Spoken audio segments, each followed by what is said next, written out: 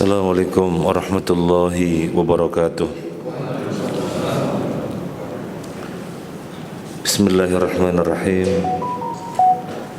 Alhamdulillahi rabbil alamin. Wa bihi nasta'inu ala umurid dunya waddin. Wassalatu wassalamu ala asyrafil anbiya'i wal mursalin wa ala alihi wa ashabihi ajma'in. Wala hawla wala quwwata illa billahil aliyyil azim. Wala hawla wala quwwata illa billahil aliyyil azim. Allahumma inna nas'aluka ilman nafi'a wa rizqan tayyiban wasi'a wa amalan taqabbala amin ya rabbil alamin. Para jamaah rahimani wa rahimakumullah, alhamdulillah pada pagi hari ini kita diberi panjang umur oleh Allah Azza wa Jalla sehingga bisa mendapati hari yang baru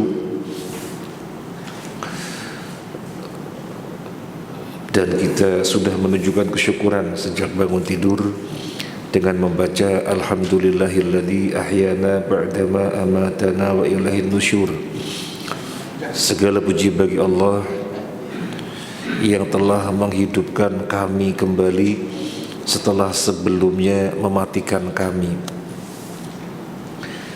Maka kita harus menggunakan nikmat panjang umur ini untuk kebaikan-kebaikan sebagai bentuk sangu di akhirat nanti.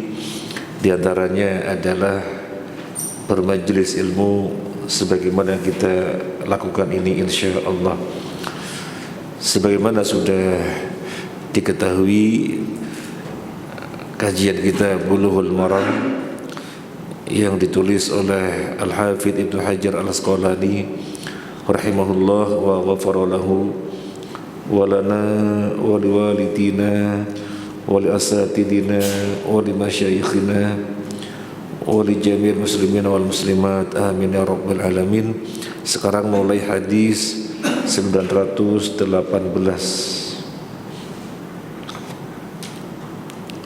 Kita bacakan hadisnya dari Abu Hurairah radhiyallahu an, dari Nabi sallallahu alaihi wasallam. Beliau bersabda, innallaha tajawaza an ummati ma haddatsat bihi anfusaha ma lam ta'mal aw takallam. Sesungguhnya Allah memaafkan dari umatku sesuatu yang dia ucapkan di dalam jiwanya selama belum dia lakukan atau ucapkan. Hadis Bukhari Muslim muttafaq alaih. Para jamaah rahimakumullah, seringkali hati ini terbersit suatu keburukan. Seringkali hati ini terbersit suatu kejelekan, suatu kejahatan, untuk berucap buruk, untuk berbuat buruk, untuk berbuat jahat. Apa kata Nabi sallallahu alaihi wasallam? Semuanya dimaafkan selama tidak direalisasikan dengan ucapan atau selama tidak direalisasikan dengan perbuatan. Jadi hanya terlintas, hanya terbersit begitu saja, tidak dinyatakan dengan ucapan dan tidak dinyatakan, diwujudkan dengan perbuatan. Kita bacakan syarahnya dari Tawdihul Ahkam yang ditulis oleh Syekh Abdullah Al-Bassam rahimahullah ta'ala. Al-hadith yadullu ala anna Allah tabaraka wa ta'ala tajawaza wa afa anil afkar wal hawajis allati tatra'u ala nafas fayahduthu al-insan biha nafsahu wa thammara ala khatirihi. Hadis ini menunjukkan Allah mengampuni melewatkan pemikiran-pemikiran atau sesuatu-sesuatu yang terlintas di dalam jiwa, di mana hal itu menjadikan manusia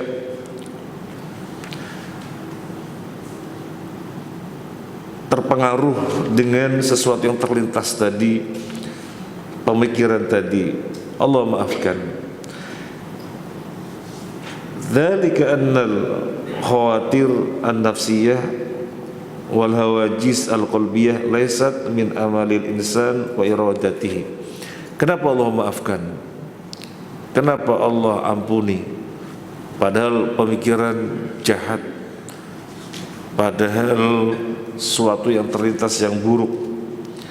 Karena terlintasnya di dalam hati, terlintasnya di dalam pikiran seseorang itu bukan perbuatannya, bukan keinginannya. Wa innama hiya umurun taridu wa tahturu ala qalbi biduni qasdin. Tapi itu adalah perkara-perkara yang terlintas, yang terbersit tanpa seseorang menghendakinya dan tanpa menyengajanya. Maka selama tidak diwujudkan dengan perbuatan, selama tidak diwujudkan dengan ucapan, ya sudah terlintas begitu saja, maka tidak mengapa. Maka tidak mengapa. Allah maafkan. Mungkin Bapak Ibu terlintas tentang seseorang yang kemarin berbuat apa, lo kok ngono itu ya, terus pengen ngomong menggibah, jangan. Semacam itu belum dicatat dosa. Semacam itu belum dicatat dosa. Atau mungkin terlintas dalam pikiran, dalam benaknya, kalau jam begini enaknya tak ini ya, terlintas suatu keburukan, tetapi dia tidak merealisasikannya, ya sudah terlintas begitu saja. Itu dikatakan sesuatu yang terlintas yang tidak dikehendaki oleh dirinya. Semacam itu dimaafkan. Terus apa kaitannya dengan bab tolak?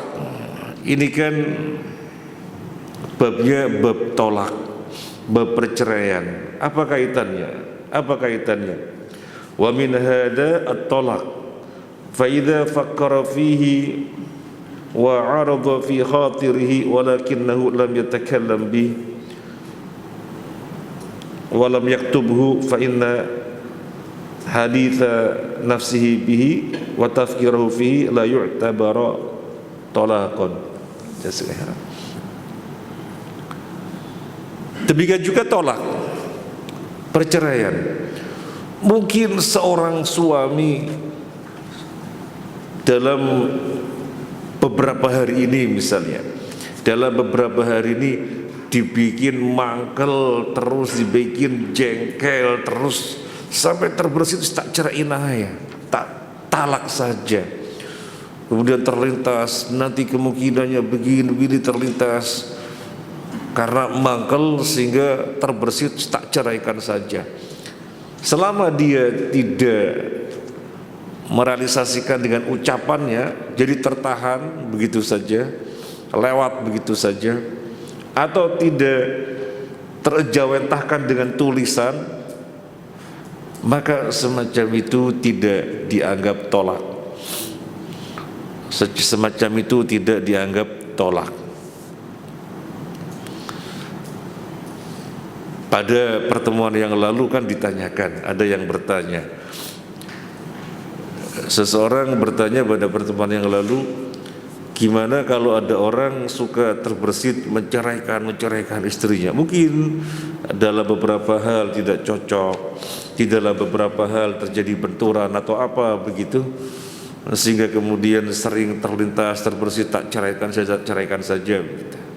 Kemudian kawannya memberikan masukan, gimana kalau tajdidun nikah? Gimana kalau tajdidun nikah? Barangkali terlintas semacam itu, cerai-cerai, talak-talak yang menjadikan rezekinya seret. Maka waktu itu kita sampaikan bahwa sesuatu yang terlintas, terpikir, kemudian diabaikan begitu saja, tidak dihukumi talak. Maka tidak perlu ada tajdidun nikah, memperbarui nikah, tidak perlu ada. Baik, ini hadis 918. Sekarang hadis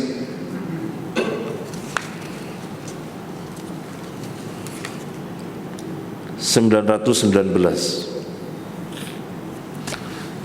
dari Ibnu Abbas radhiyallahu an, dari Nabi sallallahu alaihi wasallam, beliau bersabda, innallaha wada'a an ummati al-khata' wan nisyan wa mastukrihu alaihi.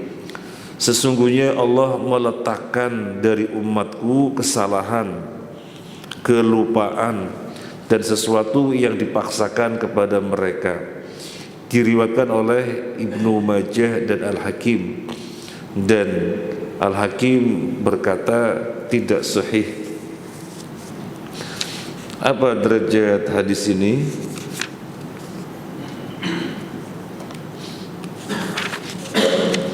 Darajatul hadis, sebagaimana dikatakan oleh Syekh Abdullah Al-Bassam, al-haditsu hasanun.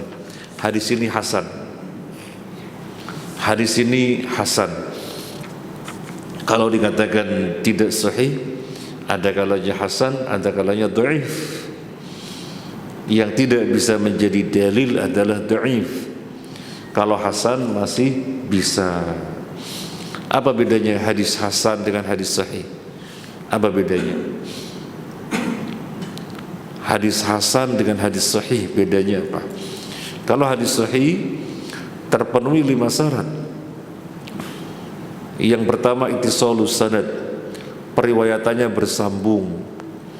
Yang kedua adl, rawinya, periwayatnya dikenal ahli ketaatan, sehingga jauh dari kemungkinan dusta atau semacamnya. Yang ketiga dobet,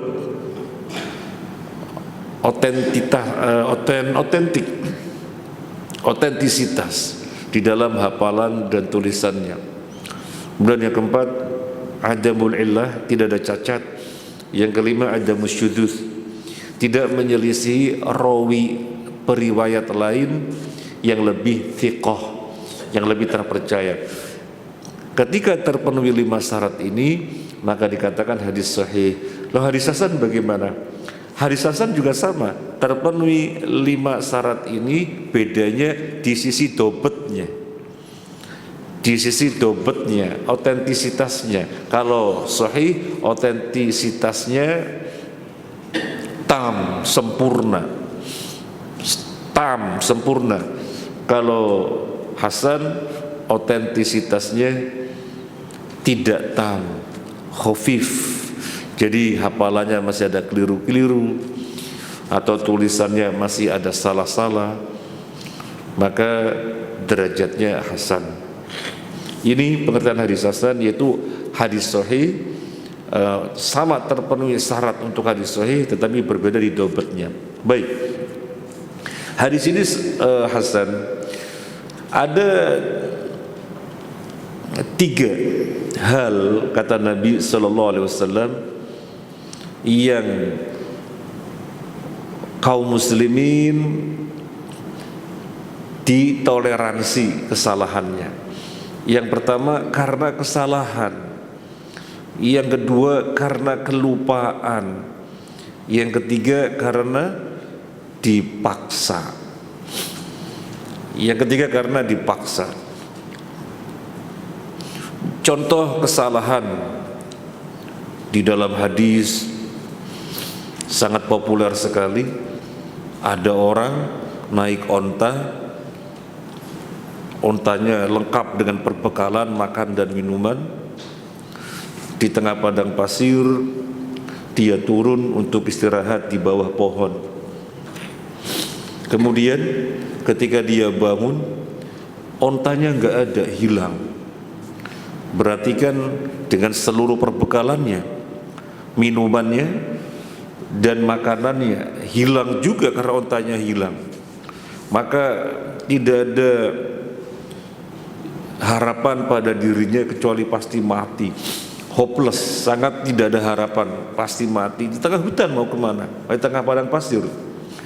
Dalam keadaan sangat putus asa seperti itu, tiba-tiba ontanya datang lengkap dengan perbekalannya. Maka saking senangnya salah ucap, ya Allah, Engkau hambaku dan aku Tuhanmu. Saking senangnya, saking gembiranya salah ucap.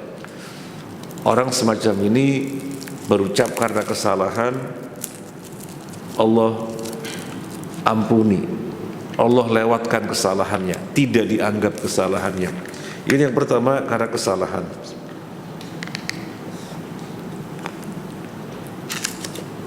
Yang pertama, kelupaan. Merasanya sudah sholat zuhur, ternyata belum sholat zuhur. Jadi ketika asar dia kayak bingung, saya ini mau sholat asar, tadi sudah sholat zuhur apa belum ya? Karena ini orang biasa sholat tepat waktu, adzan sudah di masjid selalu jamaah. Suatu ketika pas zuhur dia lagi ada aktivitas apa yang gak bisa ditinggalkan, kemudian berlanjut sampai asar. Sekarang saya mau sholat asar, tadi sudah sholat zuhur apa belum? Ya Allah, belum.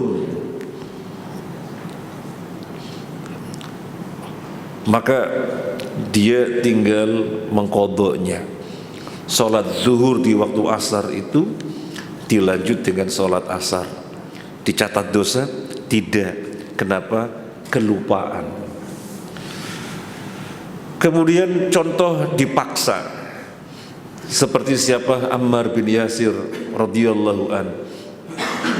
Dia dipaksa untuk berbicara yang menjatuhkan syariat, berbicara yang sifatnya merendahkan Allah Azza wa Jalla, merendahkan Nabi sallallahu alaihi wasallam. Dipaksa, kalau enggak disiksa terus. Maka dengan terpaksa dia menuruti apa yang diminta oleh orang-orang kafir. Kemudian dia dilepas dan dia takutnya luar biasa, sehingga datang kepada Nabi sallallahu alaihi wasallam, apakah dirinya ini,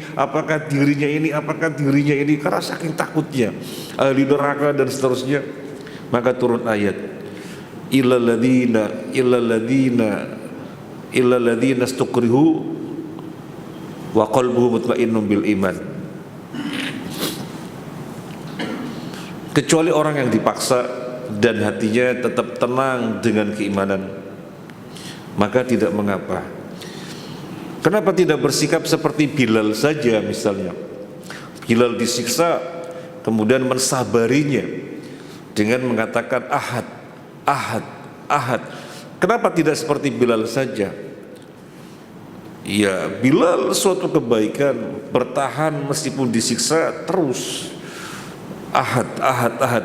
Ammar bin Yasir juga berbuat kebaikan. Dia mengucapkan sesuatu yang mereka inginkan, tapi hatinya tetap tenang dengan keimanan, biar tidak terus disiksa. Nah, terpaksa untuk suatu dosa, dipaksa untuk suatu dosa, biar tidak terus menerus mendapatkan penindasan semacam ini, pena diangkat, alias tidak mencatatnya sebagai suatu dosa. Terus bagaimana kaitannya dengan perceraian? Ini kan babnya bab perceraian. Ini kan babnya bab perceraian. Bagaimana dengan perceraian? Fayadullu ala anna al-khata' wa nisyan wa ikrah fi talaq ma'fuun an sahibihi musamahun fihi. Hadis ini menunjukkan di dalam bab tolak, menceraikan karena kesalahan, menceraikan karena kelupaan, menceraikan karena dipaksa, maka tidak jatuh talak. Di sini contohnya seseorang mau mengatakan kepada istrinya, anta tohir, anta tohir. Jadi mau bertanya anta tohir, artinya kamu sudah suci.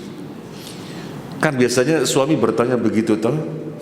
Biasanya suami bertanya kepada istrinya, anta tohir, anti tohir, anti sudah suci. Yang terucap apa? Anti tolik. Artinya kamu diceraikan karena kesalahan. Apakah semacam ini jatuh hukum perceraian? Jawabannya tidak. La yu'tabar wuqu'uhu, tidak dianggap.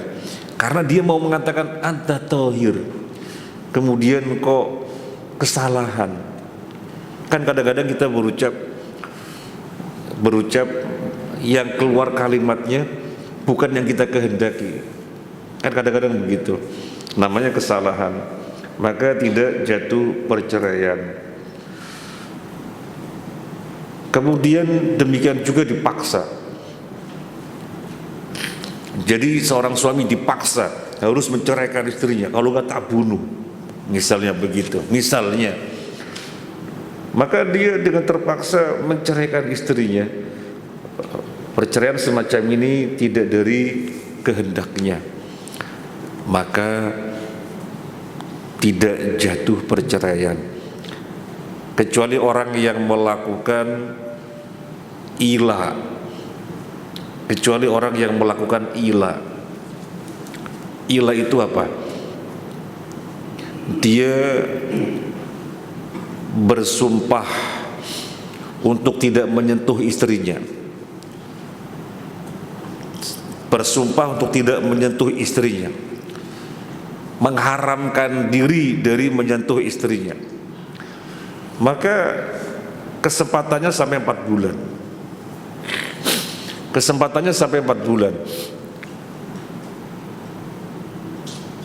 Kalau sebelum 4 bulan dia menarik sumpahnya, ya sudah, tarik sumpahnya, bayar kafarat, kemudian dia tetap memegang istrinya lagi, menyentuh istrinya lagi. Tapi kalau sudah 4 bulan masih berlanjut seperti itu, kemudian perkaranya sampai kepada kehakiman, pengadilan menyampaikan, kamu batalkan sumpahmu, bersumpah untuk tidak menyentuh istri, batalkan, terus bayar kafarat, kemudian normal seperti kembali biasa.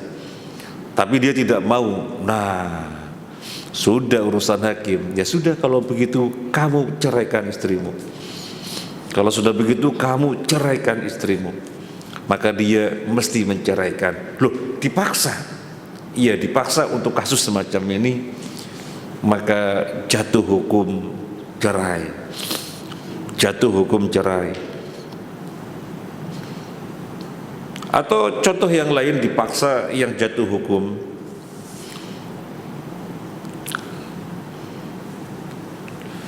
Seorang istri keberadaannya sangat tersiksa sekali dengan ulah suaminya yang seperti itu.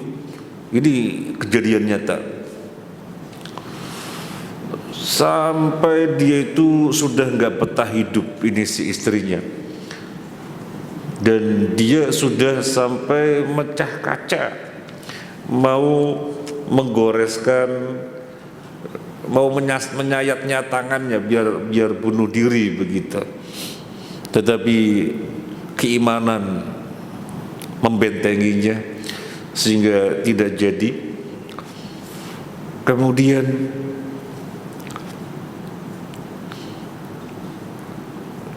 diadakan islah, perdamaian. Dan ini perdamaiannya bukan yang pertama kali, sudah berkali-kali.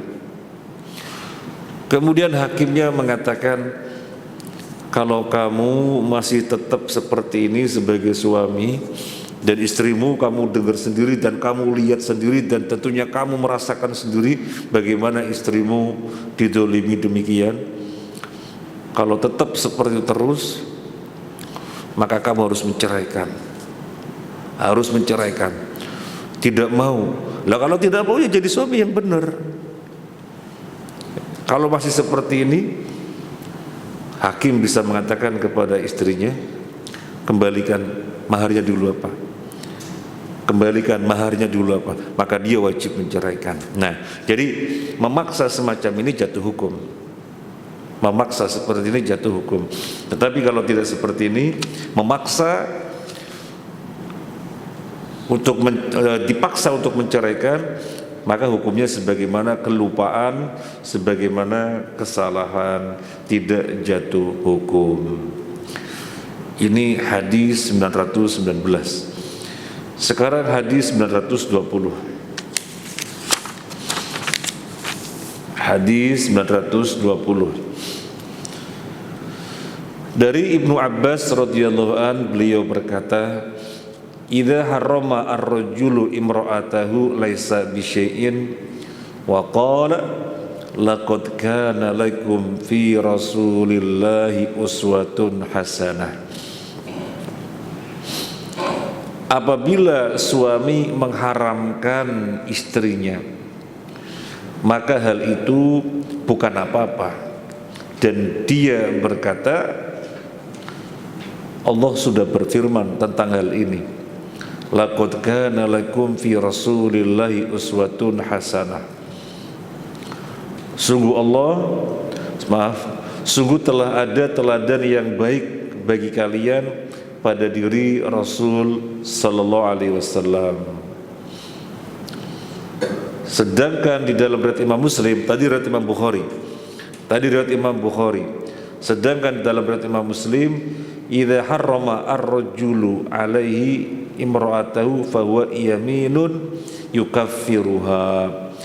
Jika suami mengharamkan istrinya, maka itu adalah sumpah yang dia wajib membayar tebusannya.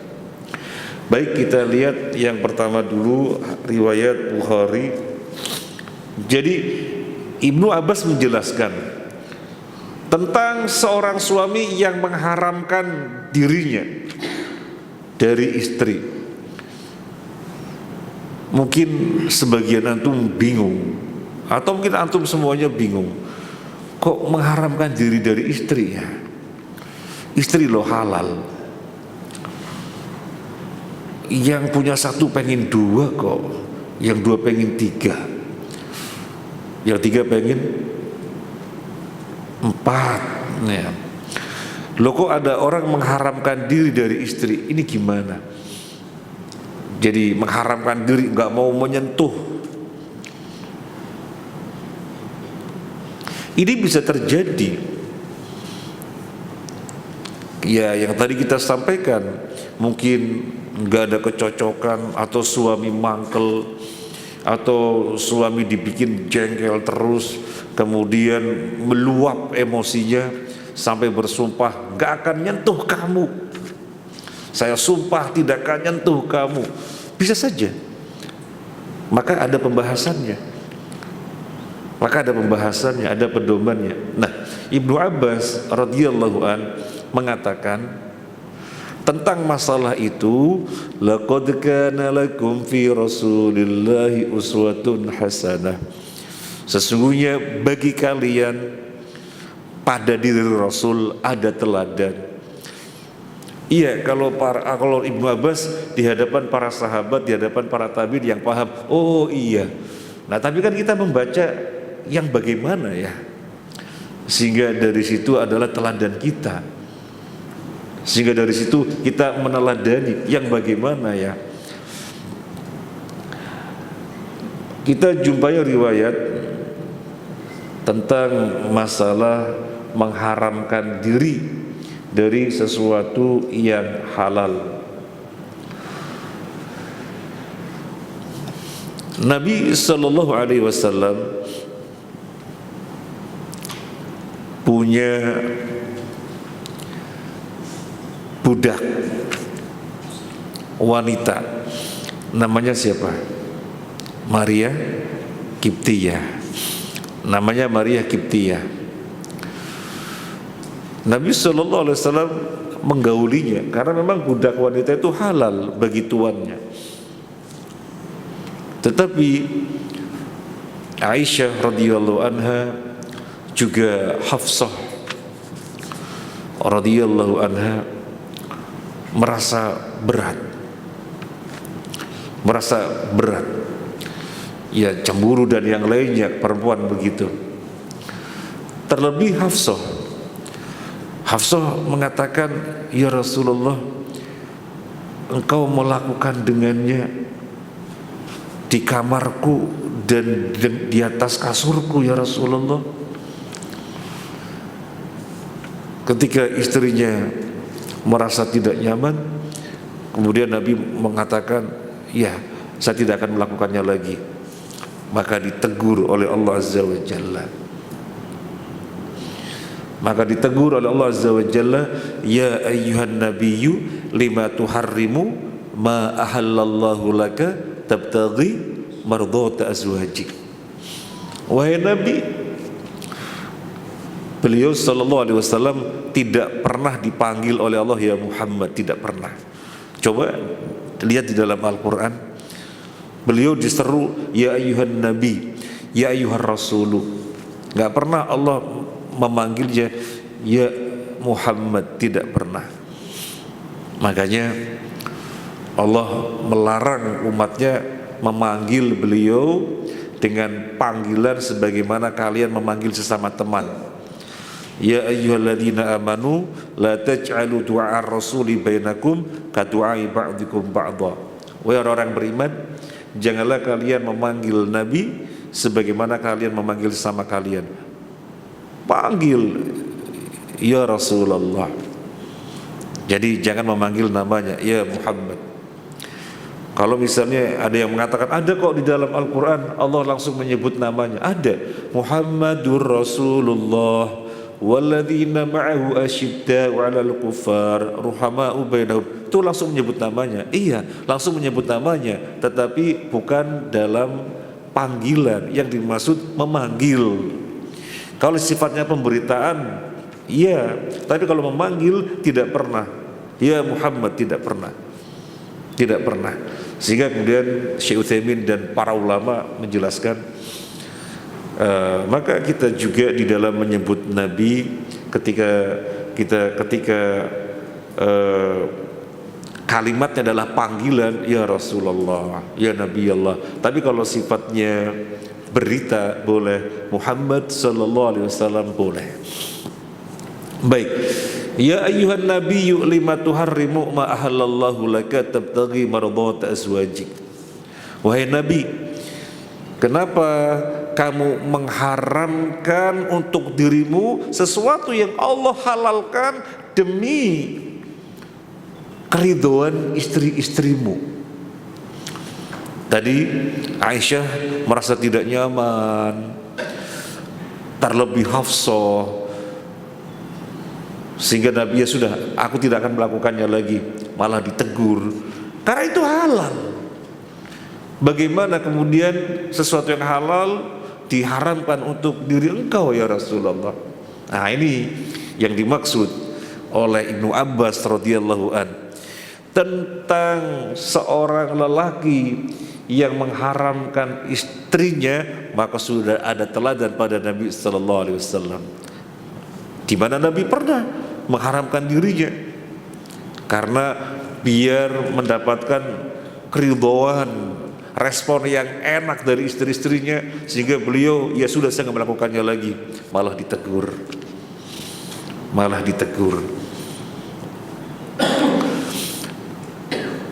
Dari sini kita mendapatkan pelajaran yang lain, faedah yang lain. Kan suka-suka ada suatu benturan dengan istri, suami ada benturan dengan istri. Ketika suami kemudian pengen direspon dengan baik oleh istri, mendapatkan keridhaan maksudnya disikapi dengan nyaman oleh istri, tetapi kalau sampai melanggar syariat tidak boleh. Tidak boleh. Sudah jelas dipanggil oleh orang tuanya, ayah atau ibunya atau dua-duanya nelpon, "Do, tolong ke rumah sekarang."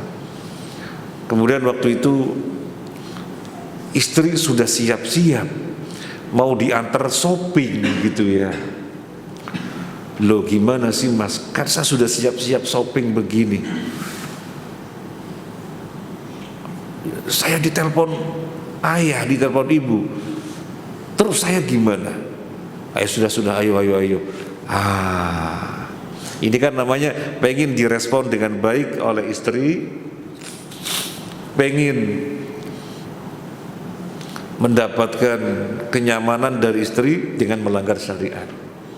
Padahal istri yang solihah semestinya tahu ini suami dipanggil oleh orang tuanya dan dirinya juga memiliki kepentingan dan haknya untuk diantar. Tapi kalau ditimbang, mana suami mesti mendahulukan? Kalau ditimbang, mana suami mesti mendahulukan? Orang tua. Nah, ini faedah lain yang bisa kita ambil. Kemudian tentang ayat tadi, surat At-Tahrim, ya ayyuhan nabiyyu lima tuharrimu ma ahallallahu laka tabtaghi maradhat azwajik. Ini juga terkait dengan kisah yang lain, tidak terkait dengan pengharaman diri dari istri, tetapi terkait dengan yang lain. Apa? Nabi SAW kalau asar itu keliling ke istri yang ke-1, ke-2, ke-3, ke-4, ke-5, ke-6, ke-7, ke-8, ke-9, ke-10, keliling kalau asar.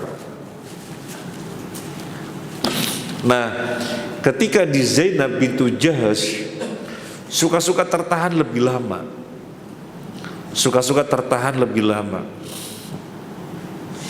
maka istri yang lainnya, Hafsah, pengen tahu ini kalau di Zainab bintu Jahash tertahan agak lama, ini kenapa? Kemudian diketahui di sana Nabi disuguhin madu. Ini yang menjadikan tertahan agak lama. Akhirnya apa? Hafsah membuat semacam konspirasi, bilang istri yang lainnya, nanti kalau beliau sallallahu alaihi wasallam datang ke kamu bilang ya Rasulullah, bau apa ini?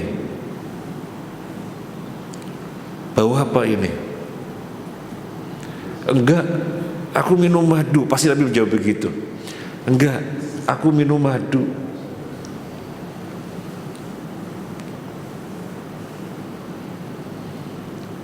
Tapi kok kayak maghfir. Maghfir itu makanan atau minuman manis tapi baunya nggak enak. Jadi mereka konspirasi seperti itu.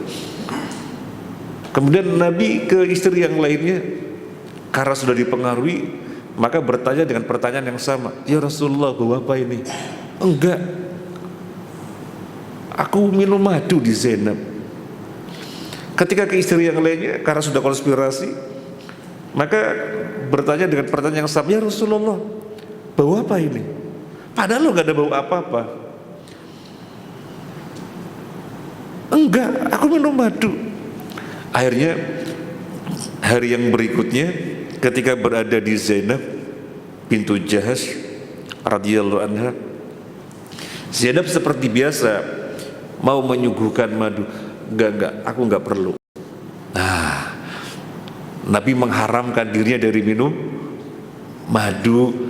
Nanti diperlakukan seperti kemarin, istri-istrinya itu bau pada tutup mulut, bau apa ini, bau apa ini? Padahal lo gak ada apa-apa. Kok kayak maghfir ya Rasulullah, kok kayak maghfir? Jadi makanan atau minuman yang manis tapi baunya tidak enak, kok kayak maghfir ya Rasulullah? Enggak, aku lo minum madu tapi kok kayak maghfir. Maka ketika hari berikutnya ke Zainab bintu Jahsh, Nabi disuguhin enggak, aku enggak perlu minum itu lagi. Mengharamkan dirinya dari sesuatu yang halal. Itu surat At-Tahrim terkait dengan kisah ini juga. Tapi di dalam pembahasan kita terkait dengan Nabi sallallahu alaihi wasallam yang menggauli budaknya, yang kemudian istri-istrinya Aisyah, Hafsah radhiyallahu anhuma merasa tidak nyaman, sehingga Nabi kemudian mengatakan, ya sudahlah, aku tidak akan menggaulinya lagi. Maka Allah tegur. Nah, kemudian di dalam riwayat Imam Muslim, innama harrama ar-rajulu alaihi imra'atahu fahuwa yaminun yukaffiruha. Jika suami mengharamkan istrinya, maka itu adalah sumpah yang dia wajib membayar tebusannya. Ini hukum kalau terjadi suami yang mengharamkan dirinya dari istrinya. Misalnya telah bersumpah, aku gak akan menyentuh kamu, sumpah wallahi misalnya, aku tidak akan nyenggol kamu, maka semacam ini diperintahkan dibatalkan.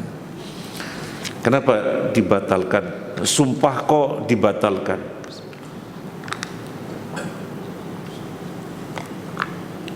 Nabi SAW bersabda, kalau kalian telah bersumpah dengan sesuatu dan melihat sesuatu yang lainnya lebih baik, maka batalkan dan bayar sumpah.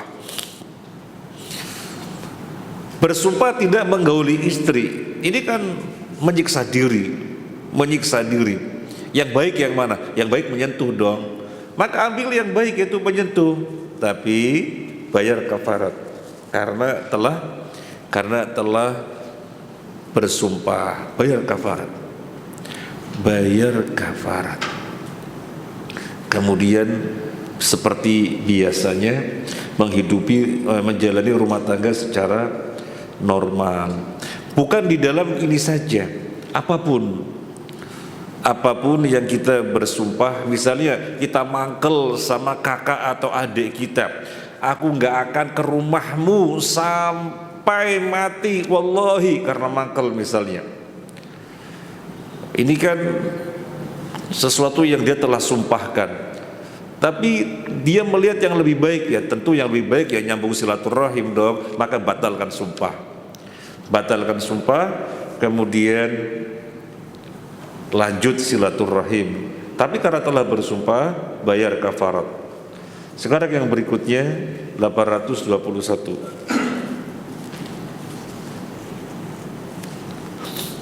Dari Aisyah radhiyallahu anha, anna ibnata al-Jawn lamma udkhilat ala Rasulillah sallallahu alaihi wasallam wa dana minha qalat a'udzu billahi minka, qala laqad usti bi'adzim ilhaqi bi ahliki. Bahwa putri al-Jawn ketika dia dibawa masuk kepada Rasulullah sallallahu alaihi wasallam dan beliau mendekatinya, dia berkata, aku berlindung kepada Allah darimu. Beliau sallallahu alaihi wasallam bersabda kepadanya, sungguh kamu telah berlindung kepada Zat yang agung, pulanglah kepada keluargamu. Ini Imra'atul Jawn. Masih ingat pada pembahasan yang lalu, istri yang beliau ceraikan namanya Imro'ah al-Jaun, atau seorang wanita dari kabilah al-Jauniyah. Nabi menceraikannya. Pada pembahasan yang lalu sudah kita sampaikan kenapa Imro'ah al-Jaun tidak mau. Kenapa tidak mau? Dia melihat garis nasab dirinya dari garis raja, sementara Nabi Sallallahu Alaihi Wasallam tidak dari garis raja. Maka dia tidak mau dengan mengatakan a'udzu billahi minka, aku berlindung kepada Allah dari kamu. Maka Nabi Sallallahu Alaihi Wasallam merespon dengan baik, ya, aku akan memenuhi apa yang menjadi keinginanmu. Kamu telah meminta kepada Allah dengan permintaan yang besar agar Allah melindungimu dari aku. Ya sudah, ilhaqi bi ahliki, pulanglah ke rumah orang tuamu. Ilhaqi bi ahliki, pulanglah ke rumah orang tuamu. Yang menjadi tema kita mana? Yang menjadi tema kita kan tentang talak temanya. Nah, ucapan ilhaqi bi ahliki, sana pulang ke rumah orang tuamu, ini bisa jatuh hukum talak, jatuh hukum cerai ketika suami atau lelaki yang mengucapkannya memang niatnya menceraikan. Kita mengetahui redaksi atau lafaz cerai ada dua. Yang pertama lafaz sharih, lafaz yang lugas. Yang kedua lafaz kinayah, kiasan. Kalau lugas, misalnya di dalam bahasa sini, kamu tak pegat, kamu tak cerai, kamu saya talak, lugas, maka sudah langsung jatuh hukum, terjadi perceraian. Kalau kinayah bagaimana? Kalau kinayah itu tidak lugas, sana pulang saja ke rumah orang tuamu. Nah, seperti yang sekarang kita bahas, sana pulang saja ke rumah orang tuamu. Sana kamu cari suami lain saja yang kamu suka. Atau mungkin apa? Kinayah. Kalau kamu tidak suka di sini, ya sana pergi. Ini sebenarnya menceraikan apa tidak? Bisa menceraikan, bisa tidak. Tergantung niatnya. Kalau niatnya menceraikan, ya terjadi perceraian, talak. Kalau niatnya tidak, terus niatnya apa? Ya nggak ada niat menceraikan. Terus niatnya apa? Mungkin bahasa sini kertak sambel, atau sekedar menakut-nakuti atau apa, yang jelas tidak ada niat menceraikan, maka tidak jatuh hukum. Nah, hadis 921 Nabi mengatakan kepada Imro'atul Jaun, ilhaqi bi ahliki, pulang ke rumah orang tuamu, dan maksudnya menceraikan. Kemudian yang sudah kita bahas pada pertemuan lalu, ini menunjukkan akhlak Nabi Sallallahu Alaihi Wasallam. Beliau seorang Nabi, kemudian ada wanita yang merasa tidak nyaman karena garis keturunannya berbeda. Dia dari keturunan raja dan Nabi Sallallahu Alaihi Wasallam tidak. Kemudian dia merasa tidak nyaman. Nabi tidak bela-belain diri, aku loh Nabi, apa itu raja. Nabi gak bela-belain diri. Ya sudah, kamu telah memohon perlindungan kepada Allah, maka ini permohonan yang besar, maka aku akan membantu memenuhi apa yang kamu inginkan, karena kamu telah berlindung kepada Allah dari aku. Pulanglah ke keluargamu. Menunjukkan akhlak Nabi sallallahu alaihi wasallam. Kemudian yang berikutnya hadis 922 dari Jabir radhiyallahu an, beliau berkata, Rasulullah sallallahu alaihi wasallam bersabda, la talaqa illa ba'da nikahin wa la itqa illa ba'da milkin.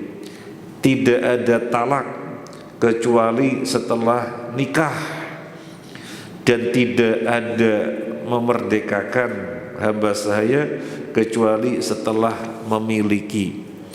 Diriwayatkan oleh Abu Ya'la dan disahihkan oleh Al-Hakim. Para jemaah rahimakumullah, apa derajat hadis ini? Al-hadithu hasanun. Syekh Abdullah Al-Bassam mengatakan hadis ini hasan. Tidak ada perceraian kecuali setelah menikah. Tidak ada pembebasan budak kecuali dia memiliki budak. Ini kan gamblang. Masa tidak menikah kemudian tak ceraikan? Kan perkara yang gamblang. Masa tidak memiliki budak kemudian mengatakan tak bebaskan? Apanya yang dibebaskan? Oh, nggak punya budak kok. Tak ceraikan. Apanya yang diceraikan? Siapa yang diceraikan? Oh, dia bukan suaminya kok. Ini perkara yang gamblang. Ini perkara yang gamblang artinya apa? Orang kalau bukan suaminya, ya jangan bilang cerai, gak jatuh hukum. Misalnya begini, melihat seorang wanita yang berani sama suaminya, nusyus. Berani sama suami itu nusyus, bukan saja berani, intinya melawan dengan suara yang tinggi, keras, dengan tidak mau diatur dan yang lainnya, pokoknya nusyus. Kemudian ada orang mengetahui hal ini, dia bilang, wah kalau dia istriku tak cerai. Apakah jadi perceraian? Ya tidaklah, dia bukan suaminya. Wah kalau dia istriku tak ceraikan, ya tidak terjadi perceraian. Dia bukan suaminya. Atau melihat budak yang dia lagi mukatabah, berusaha membebaskan dirinya biar bebas dari merdeka, ngumpulin duit untuk menebus diri dari majikan. Nggak terkumpul-kumpul sudah lama, tinggal sedikit lagi padahal terkumpul, kemudian bisa membebaskan dirinya dari majikan. Tetapi belum cukup juga. Ada orang melihat, seorang tuan melihat, wah kalau dia budakku ya sudah tak bebaskan. Tinggal sedikit aja, kenapa sih nggak dibebaskan? Apakah jatuh pembebasan budak? Ya enggak, dia bukan budaknya. Jadi ini perkara yang gamblang. Makanya kalau tidak berhak di situ, ya jangan berbuat. Namanya tidak berhak. Yang berhak menceraikan atau membebaskan adalah mereka yang memiliki. Yang memiliki dialah yang berhak. Yang tidak memiliki, ya tidak berhak. Ini perkara yang gamblang. Tetapi di dalam penerapannya, di dalam banyak kehidupan, perkara yang gamblang ini suka-suka menjadi kabur karena dilanggar. Contohnya apa? Contohnya di dalam perumahan. Kalau perumahan jalannya lebar-lebar, mungkin nggak menjadi masalah. Tapi perumahan jalannya tidak lebar, kemudian orang punya mobil, parkirnya di jalan depan rumahnya, mungkin belum punya garasi. Nah yang lainnya juga begitu, akhirnya jalannya nggak nyaman untuk lewat. Akhirnya warga pasang spanduk, kalau belum punya garasi jangan beli mobil. Ini kan perkara yang gamblang sebenarnya. Oh, namanya mobil ya ditaruh di garasi. Kalau di depan rumahnya di jalan kan ganggu. Nah ini kan sama. Orang yang tidak berhak ya jangan berbuat. Berbuat seakan-akan berhak. Jangan. Orang yang tidak memiliki berarti tidak berhak. Jangan berbuat. Bikin garasi dulu. Jadinya kan memiliki, jadinya kan berhak naruh mobil di tempatnya. Nah, perkara yang gamblang. Tapi ketika dikabur, ketika dilanggar dan menjadi sesuatu yang biasa, akhirnya yang terjadi adalah ketidakmaslahatan.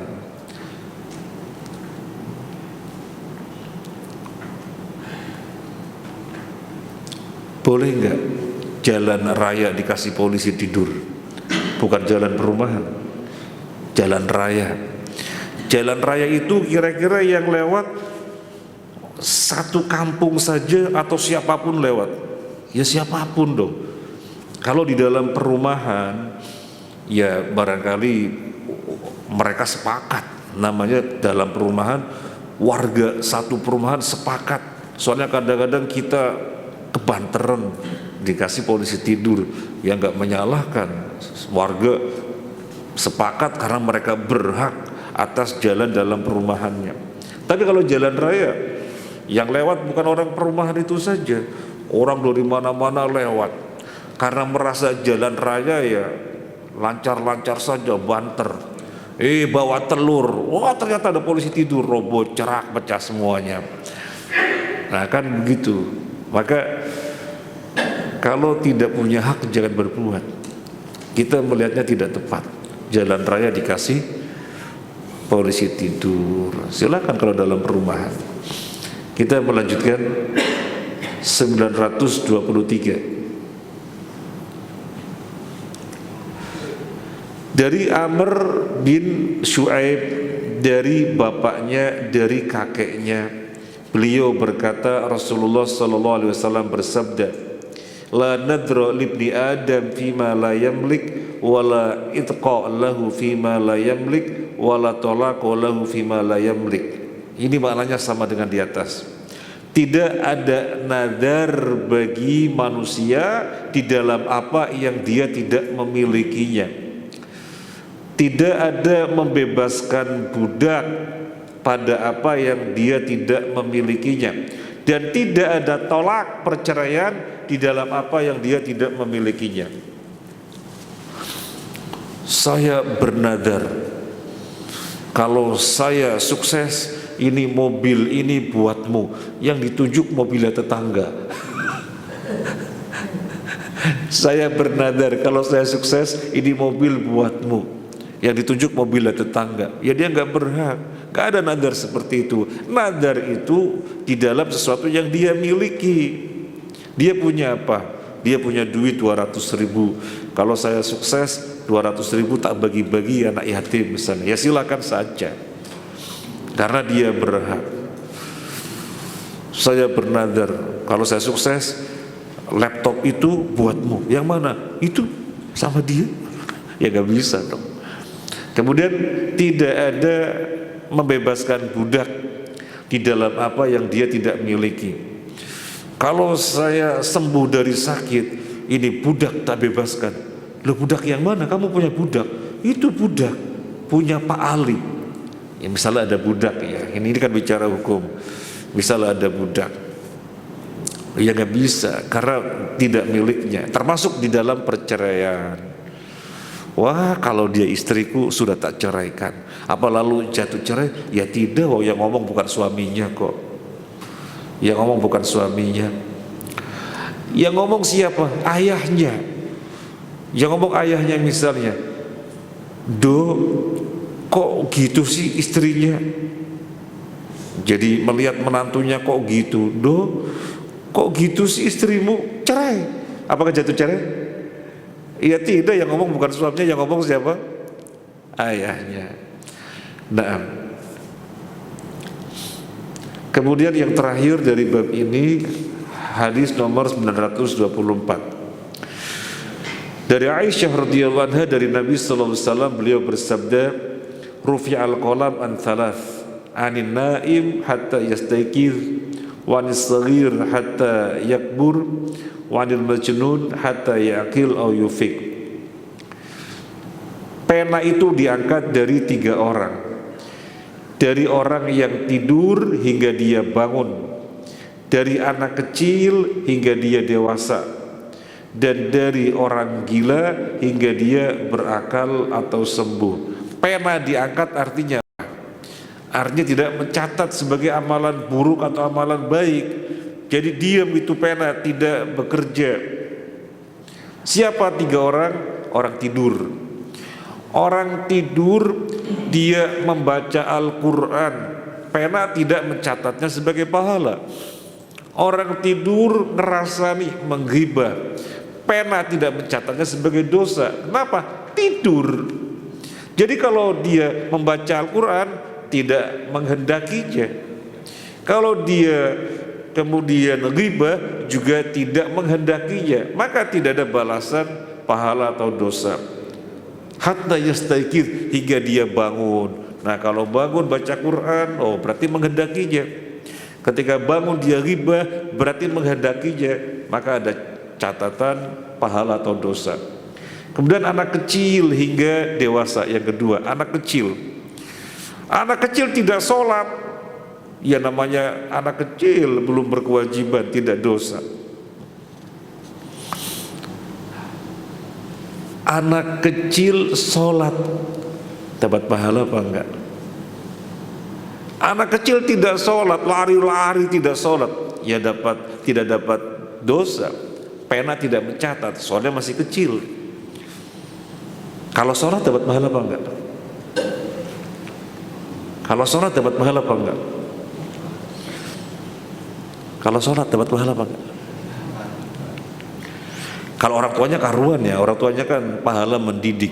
Yang kita maksud si anak kecil ini dapat pahala apa enggak? Yang populer para ulama membahas tidak dapat pahala, karena keumuman hadis ini, pena diangkat hingga dia dewasa. Berarti ketika kecil ya nggak ada pahala. Sebagaimana tidak sholat tidak dicatat dosa, maka mengerjakan sholat tidak dicatat pahala hingga dewasa. Ini secara umum para ulama menjelaskan demikian. Tapi berbeda dengan Syekh Utsaimin. Syekh Utsaimin rahimahullah ta'ala mendasarkan kepada hadis yang seorang ibu berangkat haji ya, atau orang tua berangkat haji membawa anaknya. Kemudian ketika berjumpa dengan Nabi sallallahu alaihi wasallam ditanyakan, karena kesempatan berjumpa dengan Nabi, ya Rasulullah, alihada hajjun, ya Rasulullah, apakah bagi bocah ini ada haji? Ya. Maka dipahami berarti ada pahala. Jadi kalau berbuat keburukan, tidak sholat, atau misalnya tidak nutup aurat, tidak ada dosa. Tetapi kalau berbuat kebaikan ada pahala. Allahu a'lam. Yang mengatakan tidak ada pahala berdasarkan keumuman hadis ini. Yang mengatakan ada pahala karena ada hadis bocah diangkat, ya Rasulullah, alihada hajjun, apakah bagi bocah ini ada haji? Ya, ada haji. Nah, Allah alam.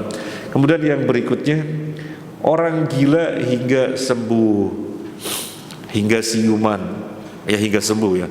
Orang gila ikut sholat, baca Quran, tidak pahala. Orang gila tidak sholat, buka aurat, tidak dosa hingga sembuh. Kalau sudah sembuh, pena bekerja lagi. Pena bekerja lagi.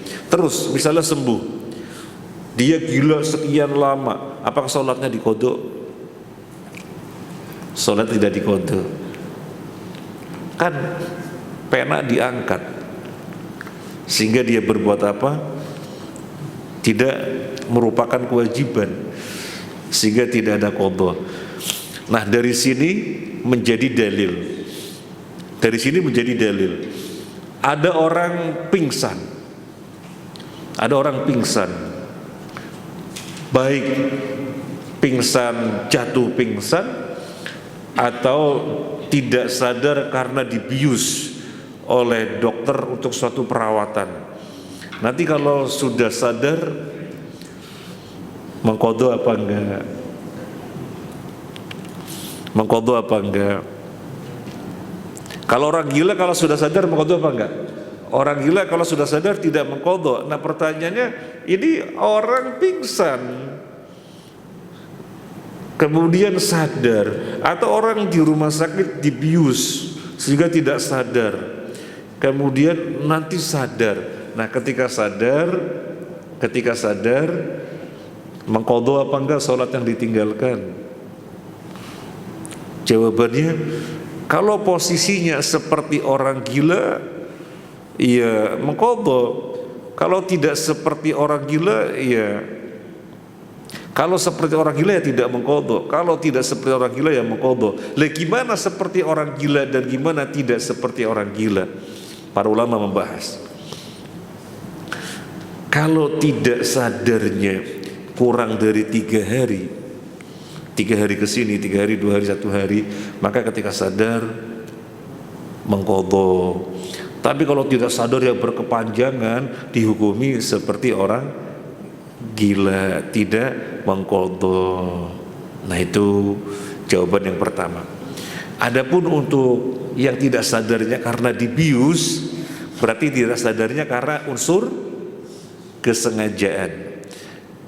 Meskipun panjang tetap mengqadha, tidak dihukumi seperti orang gila. Kenapa tidak dihukumi seperti orang gila? Soalnya tidak sadarnya karena unsur sengaja, itu dibius. Jadi dari hadis ini kemudian para ulama melebarkan pembahasan. Demikian kurang lebihnya, Allah a'lam. Selesai untuk bab tolak. Kira-kira setelah tolak itu enaknya apa?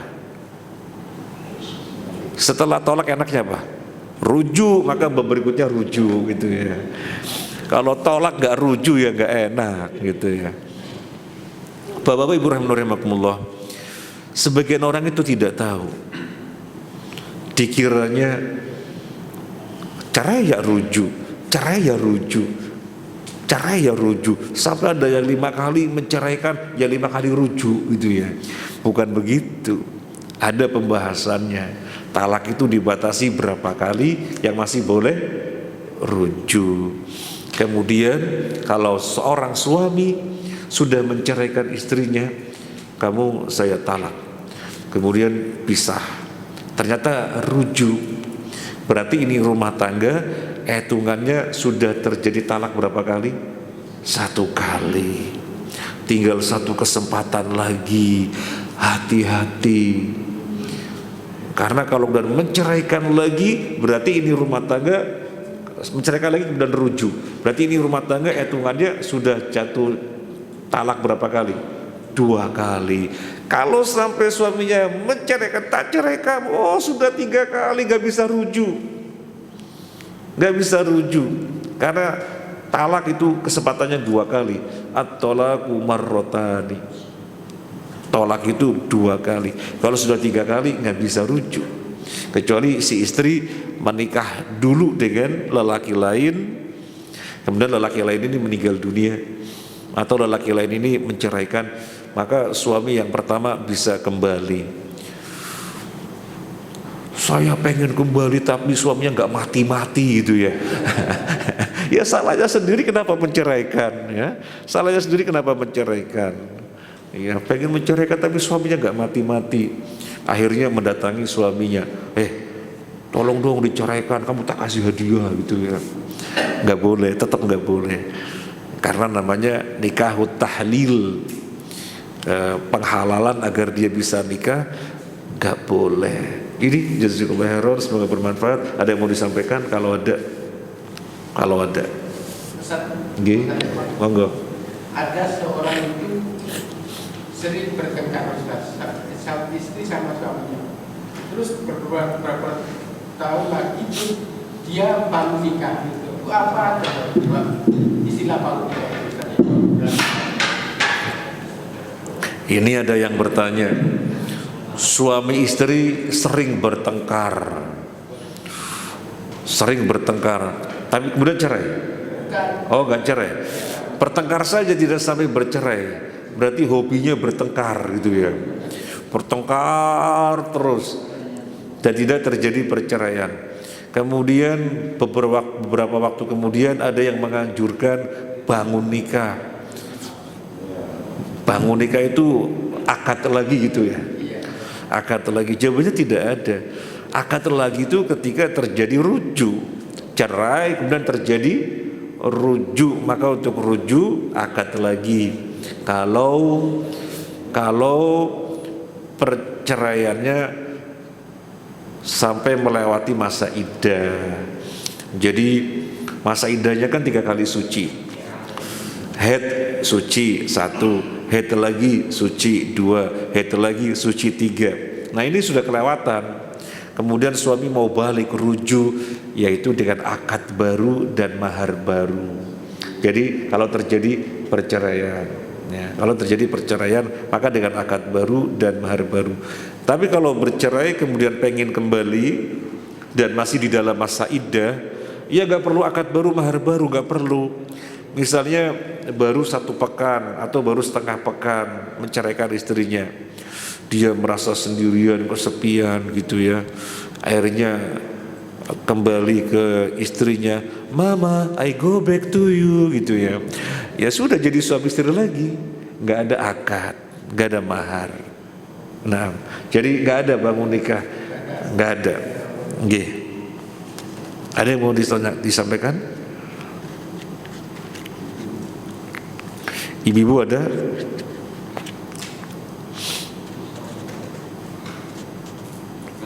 Nggih, Pak. Kalau caranya itu sudah 3 atau 4 tahun itu, dan itu sudah 3 tahun 4 tahun, tapi ya istrinya itu belum nikah dan suaminya juga belum nikah, apakah bisa itu juga? Perceraian sudah terjadi 3 tahun 4 tahun, jadi sudah lama. Kemudian istrinya belum nikah, suaminya belum nikah, jadi masing-masing belum laku itu ya. Iya. Jadi sudah 3 tahun, 4 tahun, istrinya belum nikah, suaminya belum nikah. Kemudian kembali lagi gitu ya. Ya silahkan, namanya rujuk. Namanya rujuk. Tetapi tentunya sudah melewati masa iddah. Jadi dengan akad baru, mahar baru, kayak pernikahan pertama kali. Maharnya apa? Kemudian wali menikahkan lagi. Saya nikahkan kamu dengan putri saya, misalnya anaknya atau adiknya atau kakaknya.